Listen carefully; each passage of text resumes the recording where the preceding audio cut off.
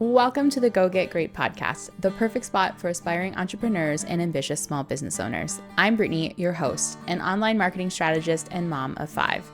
Here you'll discover how to start or scale your small business with practical marketing and business strategies that even the busiest entrepreneurs can implement. But we don't just stop at business insight, because we know that what you do when you're not wearing your entrepreneur hat is just as important to the success of your business. As a fellow mom, I understand the importance of having a space for real talk where we share the relatable, messy moments of balancing motherhood and a business. So let's dive in and start your journey from good to great. All right, I'm going to say something you're probably not going to like hearing, but that doesn't mean that it's not true, and I really think that it needs to be said. But before we dive into that, today's conversation topic is going to be all about consistency. And this is something that I feel comes up in conversation over and over and over again in conversations that I have with other small business owners, and conversations that I have with my clients, potential clients, sometimes even myself, honestly. Consistency always seems to be an element of frustration for everyone. And one of the biggest questions that I get asked all the time is, Brittany, how are you so consistent? And I mean, truthfully speaking, I'm not. It's just that my definition of consistent is probably a little bit different than yours. But you can be consistent in business. And there have been seasons where I have been more consistent, and some seasons where other business owners are more consistent. But if you come to me and you ask me how to be consistent in your business, or how I'm consistent in my business, I will tell you the truth, but you're probably not going to like what I have to tell you. So, in my eyes, the first thing that we need to do is understand that consistency does not mean perfect. Because I think that there's a really big mindset piece around consistency, where entrepreneurs think that consistency might mean showing up every single day on social media. It might mean consistently sending one or more emails a week. And you can define consistency like that. And it's not an inaccurate definition. By definition, that is being consistent. But you also need to know that there is no one in the world who has stayed consistent 100% of the time. And I feel like this is where entrepreneurs throw themselves on track, because they may miss a day on social media, or they may miss sending an email, and then one missed thing turns into two missed things, which turns into three missed things, and then they just don't do it again because now they're out of the habit of being consistent. Well, if you miss one thing, the world's not going to end. Truthfully speaking, no one's probably going to notice that you missed a day. But oftentimes the internal dialogue, and I know this because I've been there, the internal dialogue is, I missed it, I messed up, why bother? So I see it as a small business owner in myself, and sometimes how I run my business, but I see it in a lot of other areas too. And I think it's easier to relate to the other examples where it's like, oh, I'm on a diet, and, I have to go and visit family, and the family doesn't cook the food that's on my diet. And then all of a sudden it's like, oh, well, my diet's all messed up. I have to wait till next Sunday to restart. Or, oh, life got busy and I'm supposed to work out 3 times a week and I didn't get to work out at all this week. So, let's hope next week's better. Be like, okay, yes, that's giving yourself grace. That's fine. But the downside about that is, let's say that you had a bad day on your diet on Monday. Now you're waiting until next Sunday to reset. Well, you've now lost 6 days of opportunity of being consistent again. And then oftentimes you miss it again. And I think that there's an expression by a famous author that I haven't read, but I've heard it on social media a couple times. And it's like, never miss something twice. So it's like, you have a bad day, fine. You start over the next day. You miss a workout, it's okay. Do it the next day. You forget to send an email, that's fine. Send it the next day. Send it the next week, whatever your consistency is for things like that. You don't get a social media post out today, no big deal. Do it tomorrow, but still do it. Don't just let that be the end of the road for you, because that's why so many diets and weight loss journeys fail. It's why so many people give up on things, because they have one bad day, which turns into two, which turns into three, and then all of a sudden it's been 2 weeks and they haven't done the thing that they're supposed to be doing. Consistency does not mean being perfect. It just means trying to do the thing that you're supposed to be doing. And even if the schedule changes or you're in a different season and you don't get around to doing it, it is what it is. I would still say that I'm a consistent podcaster because I do, on average, post an episode a week. Did I have an entire season where I went like 7 months without posting an episode? Yes. Yes, I did. But I also went into that knowing that I was going to have a big break in my podcast. Granted, it was a little longer than I expected. Um, but I went into it knowing that, and it didn't impact my mental perceptions of my podcast consistency. I still record an episode a week. We aim to publish an episode a week. Did we publish one this week? No, we did not, because Grayson went back to work and then we were at my mom's, and then, the week is over and the episode didn't get edited to go out. It is what it is. You still ask me. I still say I post an episode every week. I still say I'm consistent with my podcast, even though I missed a week, because consistency to me is trying to hit that benchmark. And if I don't, then I just get up the next day and I try and do it then. Missed posting it on Tuesday, got up and tried to post it on Thursday because Wednesday we were at my mom's. That didn't happen. And I tried to post it today. Didn't happen either because he wasn't feeling well. I'm like, okay, well, I would try and post it again tomorrow, but he's at work. So, maybe I'll go out this weekend, but chances are it's going out next Tuesday. But my point is, you just need to understand that consistency does not mean perfect 100% of the time. So once you understand that, there are two ways that you can be consistent with something. The first way, the reason you're not going to like this, because the first way is to hire someone to do it for you. Because when you pay someone to do something, they're going to do it because you have hired them to do that job, and they will get that job done. 100% of the time, they will do that. The reason people don't like this is because they don't like to hear that the solution to their consistency problem is to spend money. But if you're not being consistent and you want to be consistent, hire someone to do it because they'll get it done. Need to be consistent with your social media posting? Hire a social media manager. You need to be consistent with your podcast? Hire a podcast manager. Need to be consistent eating healthy? Hire a personal chef. Order meals online and have them delivered every week. They will show up on their specified dates because that is what you are giving them money in exchange for. You are paying for that consistency. Does it work? Absolutely, 100% of the time, it does work. Most people just don't do that because they're not willing to spend the money on consistency. They don't value consistency high enough to see that the exchange of their money for the result of being consistent is worth it. And maybe you don't really want to lose that weight. That's fine. Don't order the meals online. Hope that you have time every day to do it, to get up, make a salad, whatever. But if you don't, then the solution is to pay someone money to do it for you so that you can stay on track. It's all about choosing your priorities. And that's okay if it's truly not that much of a priority for you. But if you tell me that you have a goal and that you can't be consistent with it, that consistency is a choice because there is always a solution. I guarantee you that whatever problem you have, you could pay someone to solve that problem for you. You might be frustrated that you don't have time to work. Okay, well, the solution is to hire a babysitter.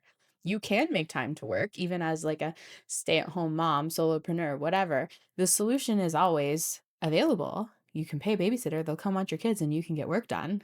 You don't have time to go to the grocery store? Grocery delivery services. You don't have time to do laundry? There's laundry services out there. Don't have time to cut your grass? Someone will come and cut it for you. You just have to pay for it. And I think that there's, like I said, just like a big block of people not being willing to invest the money and literally put their money where their mouth is to be consistent. And that's fine. It is what it is. But the same applies to your business. If you know that sending an email every week is going to help you generate more clients or more revenue in your business, and you physically are not willing to sit down and do it yourself, then you can outsource that to someone. Hire an email manager. That's what I do. You can hire me, I'll do it for you. And that email will go out every week like clockwork, and it will bring in money. The trick is making sure that the money you're spending is going to actually generate an ROI in your business, because I've made the mistake of wanting to be consistent with something, investing in it, and then realizing that that didn't actually tie back to my ROI. So email's a super safe one. Emails always generate money when they're done well, which is part of why not only am I an email manager, but I'm an email strategist, because you can send emails that don't generate revenue.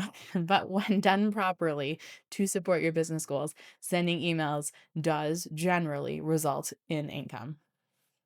Caveats being size of your email list, et cetera, et cetera. But pretty consistently, I can guarantee an ROI on email sent. So the question then becomes, what is that consistency worth to you? If you knew that you could send an email out every week and it would result in one client a month, let's say, and on average, your services are, I don't know, $1,000 a month, then can you find an email manager to send emails for you once a week that's going to cost you less than $1,000? So you're still making your profit margins to get you that one client. Well, yes, you probably can. um, but you can apply that same sort of situation to anything: podcasting, social media content, outsourcing website work. The list goes on and on. There's never a shortage of things you can invest in your business. Okay, so that's one. You want to be consistent? Pay someone to be consistent for you. Number two, ways to be consistent. Just do it. And again, no one's going to like to hear that, but consistency is a choice. If you're not choosing to spend money to be consistent, then you need to choose to dedicate your time to being consistent. And yes, you can make that happen because I'm consistent with my podcast, consistent with my emails. I'm not going to say that I'm consistent with my social media content, but that's only because I have chose not to be consistent with my social media content in this season. But it can be done. When you decide what your priorities are, then you align your time with your priorities. So if I know that the three biggest things, sometimes I call these my needle movers, if I know that the three biggest things in my business are posting my podcast, sending my email, and lately one of my other needle movers has been working on blog content because that brings me in website traffic. So if I know each week those are the three things that absolutely have to get done, those are the first three things I do. I don't answer my emails, don't create social media content. I may do my client work, but that's kind of a separate conversation. But like when I am working on my business, I am working on those three needle movers, not the 800 other ideas that are floating around in my head at any given time, because trust me, they are there and I want to do them. But I know that I need to stay focused on my goals because that consistency is not only important to me and my integrity as a business owner, but it's important to the revenue generation of my business. And I can give you tips and tricks until I'm blue in the face about how to actually make the time to be consistent with it. But the truth is, you just have to do it. You just have to sit down and do the work. If you're not hiring someone to do it for you, you have to do it yourself.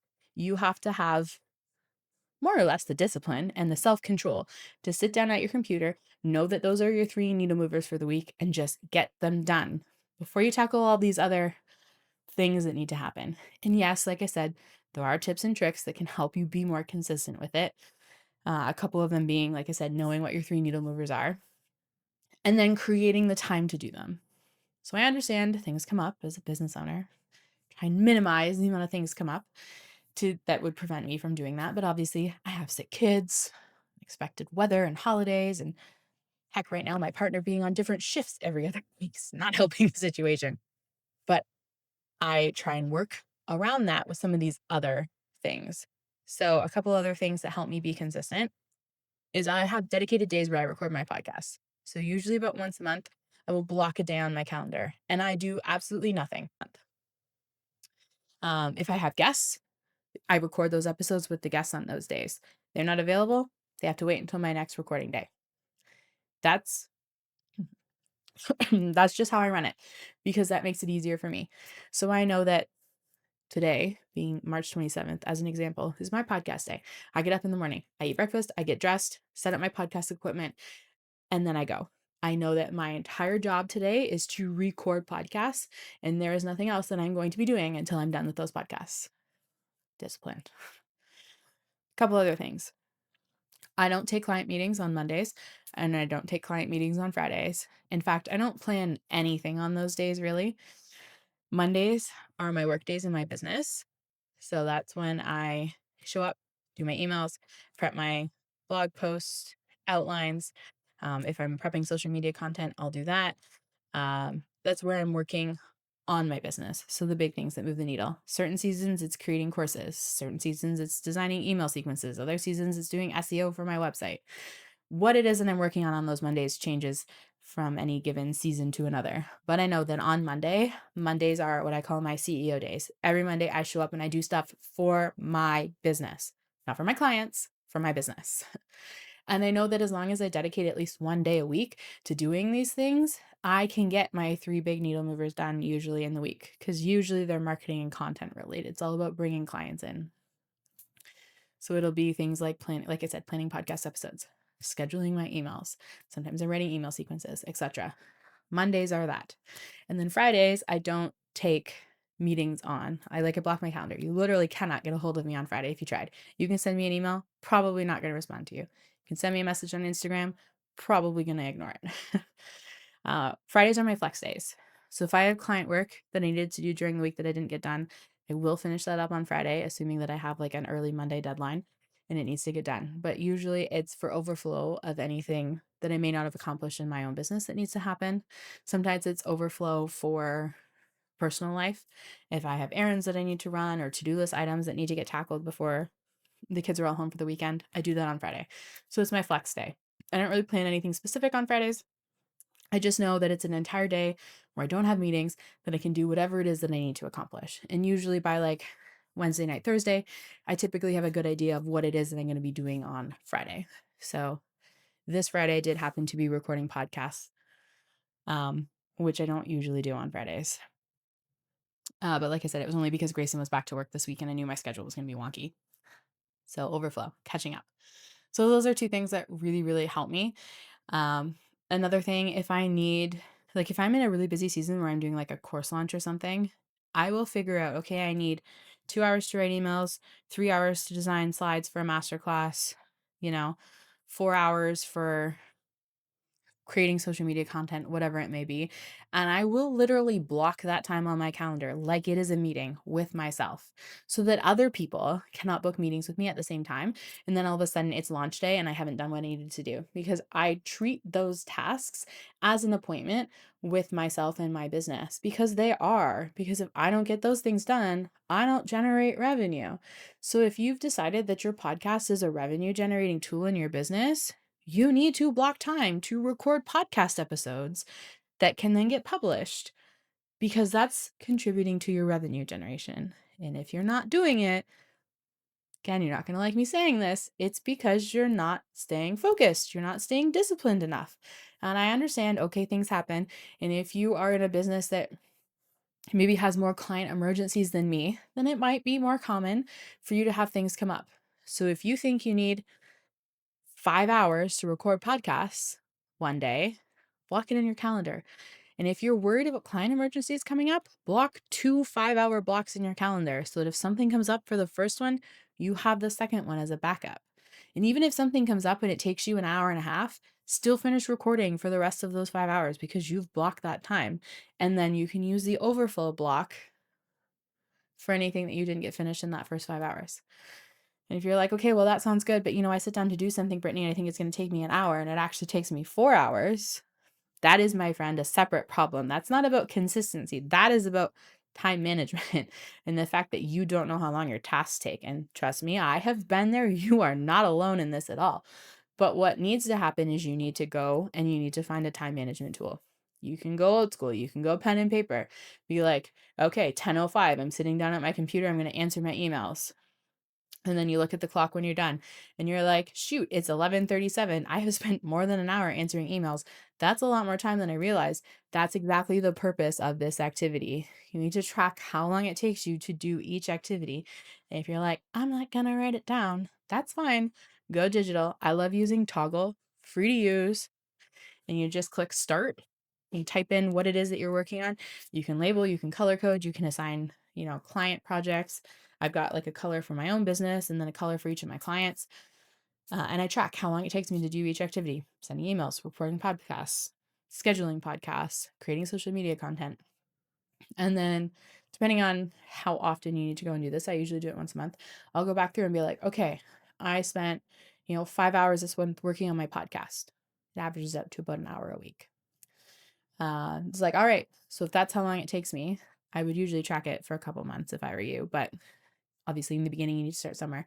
So look at your first month or your first week and be like, okay, this is how long I spend on each of these activities. So next week I need to make sure that I have this amount of time available to do these activities because I have determined that these are the most important things for me to be doing. Awareness, get it done. Those are the only ways to be consistent. Like I said, aside from paying someone else to do it. You can be consistent, but you have to choose to be consistent and you need to make your actions align with those choices. So if I decide, hey, I want to lose weight, I want to drop 20 pounds in the next 2 months, and then I'm eating burgers and staying up late so that I'm not getting up early and I'm not exercising, my choices did not align with the goal that I had. Weight loss isn't necessarily something you can outsource, although I could hire a personal trainer, have them either come to the house or I go to the gym and meet them to help me be consistent with the actions that help me lose weight. But I need to make sure that I'm creating that time and that space for me to be consistent. So that was when I was more actively losing weight, which you're not really supposed to do while you're pregnant. So I'm not doing this right now, but I have done it in the past. Block a couple hours on Saturday or on Friday to meal plan. Block a couple hours on Saturday to go to the grocery store and pick up your groceries. Block a couple hours on Sunday to do your meal prep. And then usually I would block a couple hours on Wednesday afternoon, evening to like catch up or to make more stuff because, obviously food goes bad. I had to decide on the goal and then take action steps to be consistent with it. Was I perfect? No, I was not consistent with it all the time. That's where that mental mindset comes in of understanding that, not every day is going to be a perfect workout, feel great, get good sleep, eat the right food kind of day. But the next day is an entirely new day. And I just have to get up and keep going, even if I had a bad day before. And that's how eventually, consistently doing all those habits did help me lose that weight. Actually, I lost way more than 20 pounds. It did take me way longer than 2 months, but it can be done. But it has to be your priority, your focus, and then you need to take the action steps to support it. So, those are my tips and tricks for being consistent. Hire somebody to do it, make it a priority, do it yourself. And that's really about it. There's, truthfully speaking, nothing that I can say or do to make you be consistent in your business. And that's what I wish, or in your personal life. And that's what I wish more people understood. It's not like I have some magic secret potion that I take every day that helps me be consistent. I've just chosen my priorities. I've outsourced anything that I don't want to be my priority, AKA editing my podcast. Hello, Grayson. There are seasons too where I've had copywriters sometimes writing emails for me, but mostly writing blog posts because I wanted to be consistent with my blog post creation and also my blog post optimization. Almost done wrapping up the blog post optimization project. That's exciting because I've been working on that for more than a year and a half. But that's another area where I was consistent. It's like each month between my copywriter and one of the AI tools that I use, I was creating and optimizing about 12 to 14 posts a month, which is a lot. It took me a lot of time. Truthfully speaking, it did. Wouldn't recommend that as a benchmark for or a goal for anybody else. It's too much. But I did it. I made it a priority. So that was, one of my needle movers at the beginning of the week would be, optimize 2 blog posts, build a new blog post, etc., etc. And I was consistent with it for, like I said, it's been over a year, almost a year and a half now. And I'm about month and a half away from having a written blog post that is SEO optimized for every single episode of the Go Get Great podcast. I'm going to give myself a round of applause for that one because I'm very proud of myself. It took a lot of time, a lot of effort, a lot of energy, and a lot of focus, but we're getting it done. So you can do these things, and those are the ways you do them. It just has to become a practice, a habit, something that you live in every day. That is consistency. That is how you become consistent. I so wish that there was a magic pill that I could sell you to make it work. I guess that magic pill that I can sell you is my services. You can hire me to be consistent for you. And if that's something that you're interested in, I would definitely love to reach out and chat. My details are always in the episode show notes. You can find me on Instagram at Brittany Miller Socials or my website, brittnymillersocials.ca. Book a discovery call. We can chat about what consistency looks like to you and see how I can help you bring that to life, because we are very good at helping our clients be consistent. And with that, I'm going to wrap up this episode. I hope that you found something in here that's useful, because I don't mean to sound negative or condescending. I just really wanted to bring to light a mentality that I think all entrepreneurs should have that I don't think most do. Okay, so thank you so much for listening to this episode of the Go Get Great podcast. I will see you next week. Thank you so much for tuning in to today's episode of Go Get Great. I hope that you found some inspiration and practical tips to help you take your life and business from good to great. If you enjoyed today's episode, please make sure to leave a review and subscribe so you never miss an episode. We've got so much more valuable content and amazing guests coming your way. And don't forget to follow us on social media for marketing tips and a whole lot of relatable mom content. You can find us on Instagram at Brittany Miller Socials and at Brittany N Miller _. And if you're ready to elevate your marketing game, I would love to work with you. Whether you need help with social media strategy, email marketing, or growing a podcast of your own, Brittany Miller Socials is here to support you every step of the way. Visit my website at www.brittnymillersocials.ca to learn more about how we can work together. Thanks again for listening. Until next time, keep going, keep growing, and go get great.